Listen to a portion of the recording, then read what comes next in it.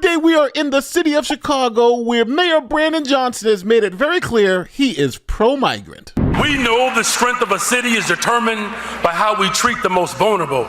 And so we choose to be a strong city. We must reject a zero-sum formulation between investing in those who have been here for decades and supporting those who have been sit here on a bus even this morning.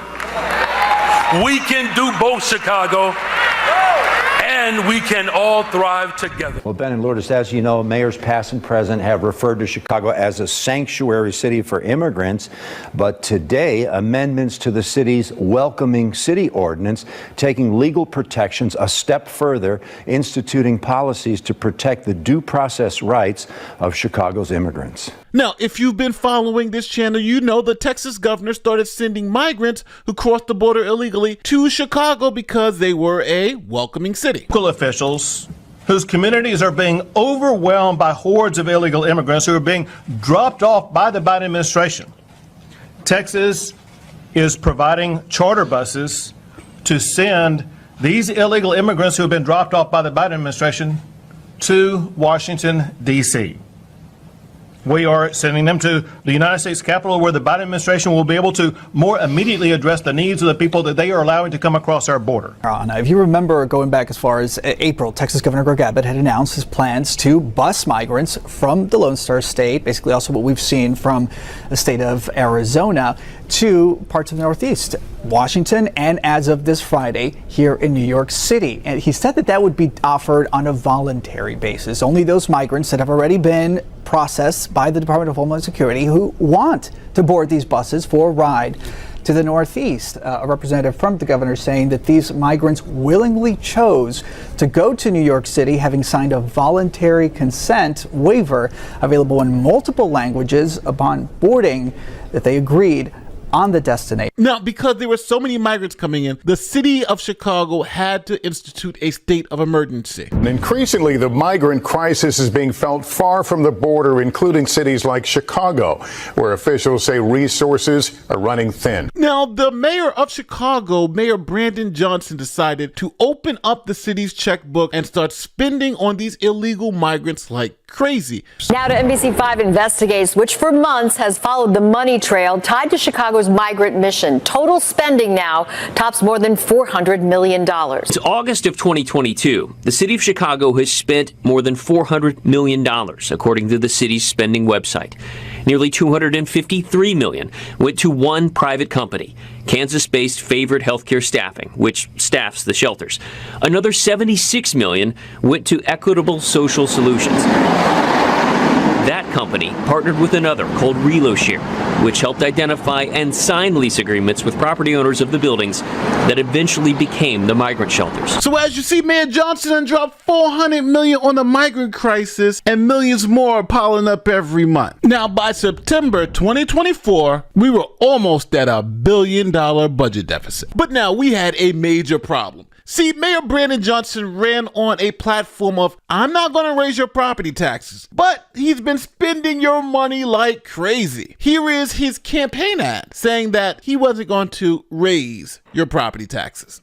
I won't raise your property taxes. Then candidate for mayor, Brandon Johnson. The people of Chicago want to know, will you raise a tax, whether it be a property tax or implement something else? Well, it's interesting. No one has ever asked me if I'm going to raise a tax. In January, we sat down and asked the mayor multiple times if he'd use a property tax increase to pay for the city's debts. At the time, one of the biggest concerns was paying for the migrant crisis. So you can commit to you not raising property taxes, regardless of how bad the situation gets.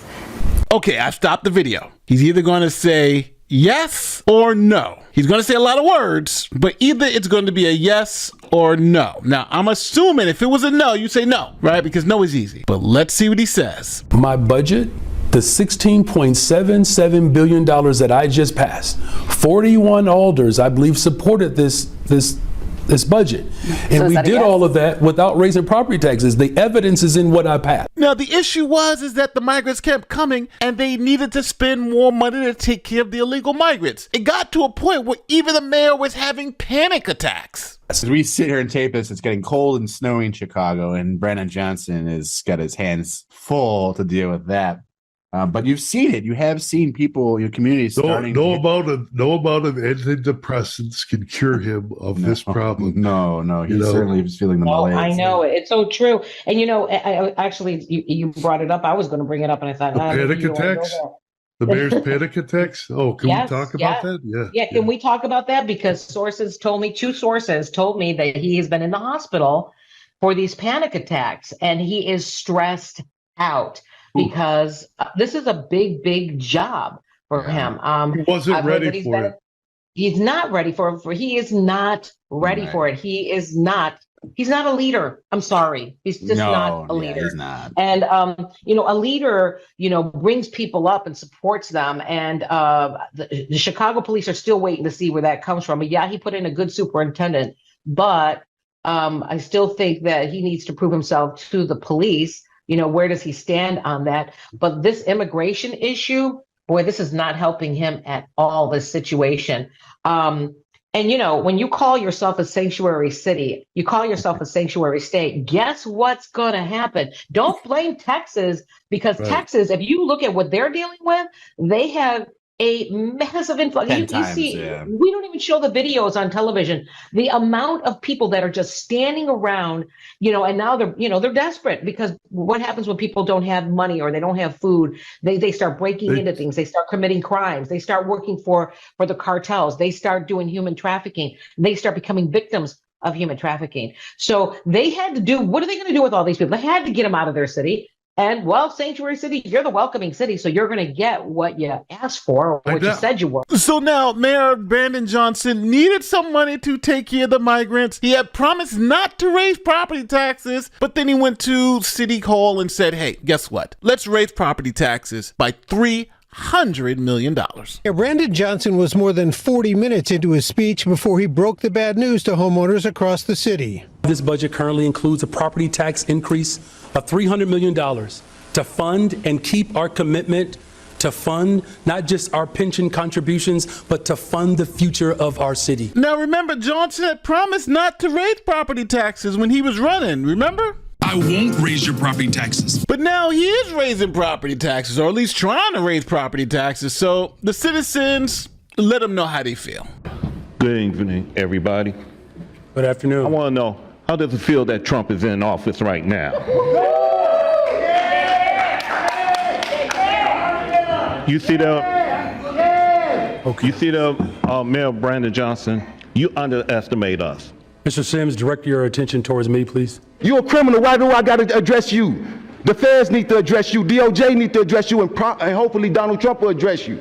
Because you're going to protect the undocumented, while you're going to allow for the citizens in Chicago to suffer under your, 3%? C.J. Lopez cooked that 3% up a long time ago. What about our real estate? Because, see, we paid for these properties for a purpose and not for you to go touching it with $300 million that you want to siphon out of the citizens' pockets.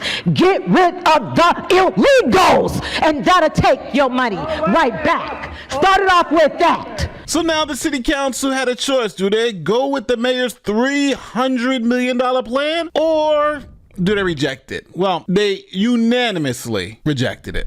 But first, breaking news at City Hall. Mayor Brandon Johnson's property tax hike is rejected by City Council. It is unanimous. Every single alderperson voted it down, the mayor's $300 million property tax proposal. They say they have plenty of ideas. Now Mayor Brandon Johnson is going to be forced to listen to that. So the mayor had to come up with a new plan because they weren't going to raise property taxes $300 million. So what about taking out an $800 million loan? And let's say it's for infrastructure.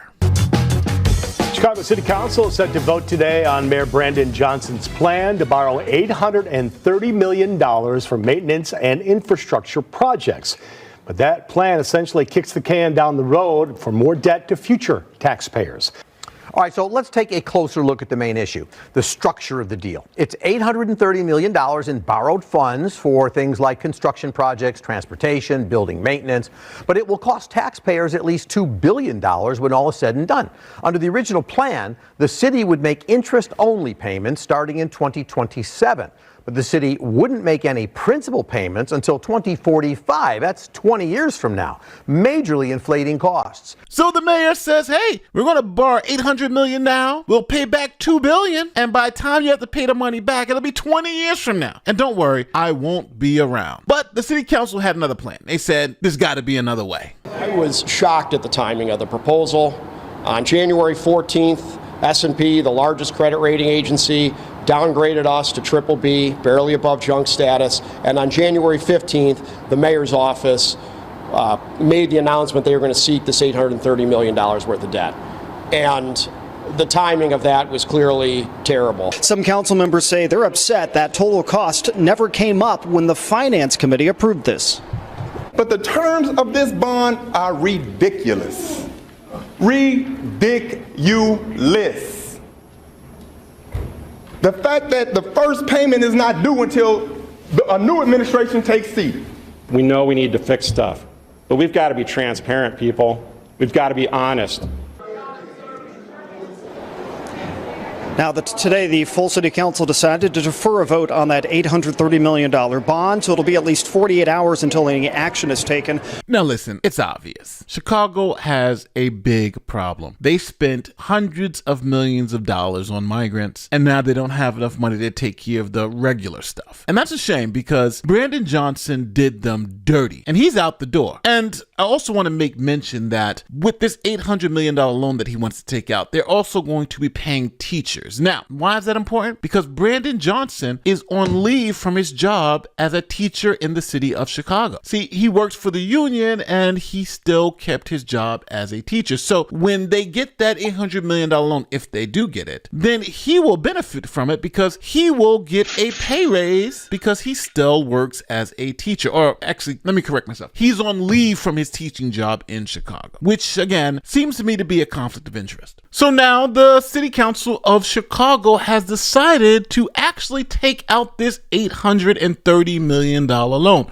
voting extremely narrowly to do Brandon Johnson's bidding. A slim victory for Chicago Mayor Brandon Johnson today. Alderman narrowly passed his plan to borrow $830 million to repair roads, sidewalks, and bridges. Here's his plan. The city will borrow $830 million to be paid off over 30 years. This will cost taxpayers an estimated $2 billion to repay. Opponents argue it is too much. We do need to do the routine things to keep the city moving, but $830 million bond is totally inflated. Some aldermen were concerned that the money would be used for the $175 million pension payment the Chicago Public Schools is responsible for. So to appease those concerns, a change was made to guarantee that the money approved today can only be used for capital and infrastructure projects. I thought that was certainly an improvement. But my main concern of this was the debt repayment schedule that is wildly irresponsible. So now, would it shock you that Mayor Johnson has some of the worst approval ratings in the history of the city of Chicago? These people want him out of office as soon as possible. A new poll reveals how Chicagoans are feeling about their mayor and the powerful Chicago Teachers Union. Long story short, they have a lot of work to do to get back into good standing with people. The pollster conducted a cross-section of Chicagoans, all neighborhoods and ethnic backgrounds, to get these results. Not good for the mayor. Poll sampled 798 voters from January 21st to the 23rd and asked them, do you have a favorable opinion of Mayor Johnson? 14% answered strongly favorable or somewhat favorable, 80% unfavorable, with the rest having no opinion. It also asked the opinion of the powerful Chicago Teachers Union. 28.8% said they had a strongly or somewhat favorable view of it, 60.2% unfavorable. So the ideological makeup of this poll mirrors the way the city has voted in presidential elections. 14% of respondents identified as conservative, 86% as moderate, liberal, or very liberal. But now I'm going to throw it to you. If you're one of these city councilors, would you be voting for this $800 million loan? It's insane old stuff, but that's what happens in Chicago. Don't forget, like, share, subscribe, do the great YouTube stuff. My name is Nate the Lawyer, and I'm going to see you next time. Peace.